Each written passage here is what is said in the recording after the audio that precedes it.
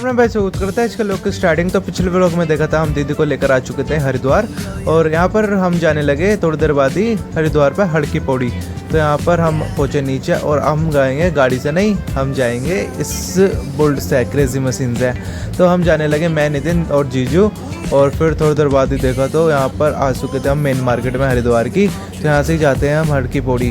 तो दैन यहाँ पर आ चुके थे फाइनली हम हड़की पौड़ी पर। देखो गाइस कितनी भीड़ हो रही है रात को भी, बट रात को ही जो मज़ा है ना वो दिन में नहीं है, क्योंकि रात में ना बहुत ही प्यारा लगता है हरिद्वार।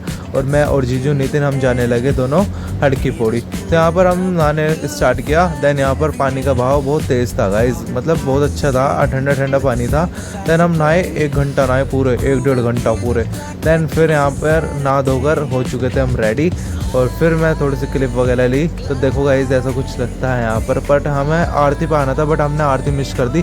और फिर हम वहाँ से आने के बाद यहाँ पर खाई हमने चाउमीन। और चाउमीन खाकर हम आए रूबीज टावर पर। यहाँ पर खाई हमने आइसक्रीम, यहाँ पर ली थी हमने शाही पिस्ताचियो ट्रीट।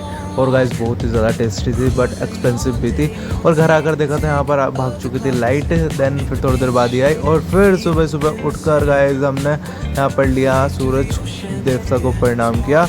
दैन फिर यहाँ पर हम क्रेजी मशीन को लेकर जाने लगे सीधा दोबारा से हड़की पौड़ी। दैन हम आज निकलना भी था ना, तो हमने सोचा तो एक बार और नहीं आओ। और फिर मैं और नितिन जाने लगे। तो हमें रास्ते याद हो गया था ना, जीजू जी कह रहे चले जाओ खुद ही। और फिर यहाँ पर देखो भाव कितना तेज़ था, दैन मज़ा आ रहा था देखने में भी। तो यहाँ पर नहा धोकर रेडी हो चुके थे हम। फिर हम जाने लगे घर के लिए। होगा देखो गाइस यहाँ पर त्रिशा कैसे कर रही है, कितनी मासूम बन रही है, कल से आई नहीं। और हम जाने लगे ना जब आ चुकी थी हमारे पास। और फिर फाइनली हम निकल चुके थे 9:15 बजे अपने घर के लिए।